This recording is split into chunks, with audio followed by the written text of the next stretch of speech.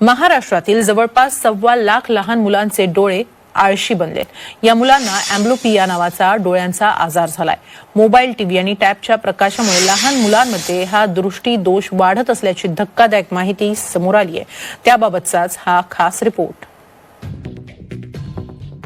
तुमची लहान मुलं मोबाईलवर खेळतात?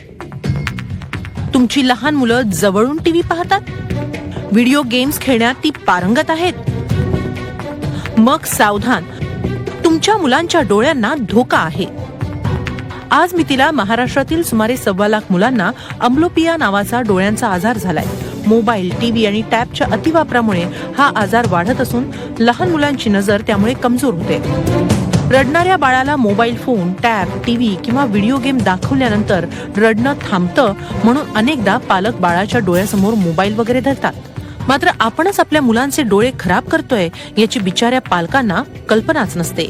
मोबाईल न देणे ही गोष्ट हल्ली तर घडूच शकत नाही, कारण हल्लीच्या 5-6 महिन्याच्या मुलाला सुद्धा मोबाईल मधलं गाणं कळतं असं आहे। त्यामुळे शक्यता फारच कमी आहे, तर प्रयत्न करू। पण त्याचे दुष्परिणाम म्हणतात ना, एखाद्या गोष्टी चांगलं असतं तेवढंच वाईटही असतं। आता ते वाईट आहे, पण त्याचं प्रमाण किती आहे हे नक्कीच पालकांनी पाळलं पाहिजे, ही गोष्ट खरी है। रोक नहीं सकती उसको मैं, बहुत देखता है मोबाइल।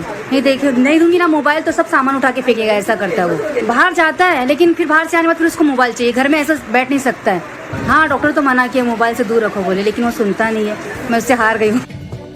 सततच्या मोबाईल, टीव्ही किंवा टॅबच्या वापरानं मुलांच्या डोळ्यावर प्रकाश पडल्यामुळे डोळ्यातील बाहुली लहान होते। डोळ्यांमधून नैसर्गिकपणे येणारं पाणी बंद होऊन कृत्रिमरित्या पाणी येऊ लागतं। डोळ्याच्या कडा लाल होऊन नजर कमी होऊ लागते। परिणामी डोळ्यांचं कायमस्वरूपी नुकसान होतं। त्याला डोळा आळशी बनणं असंही म्हणतात। त्यामुळेच लहान बाळं आणि लहान मुलांना मोबाईल, टीव्ही पासून दूर ठेवा असा सल्ला डोळ्यांचे डॉक्टर देतात। तेव्हा पालकांनो, आपल्या लाडक्या मुलांचे बालहट्ट जरूर पुरवा, पण हट्ट पुरवताना आपण मुलांचे डोळे तर खराब करत नाही ना, याचीही काळजी घ्या।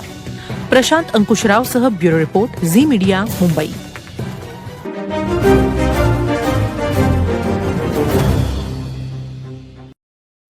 Share chat.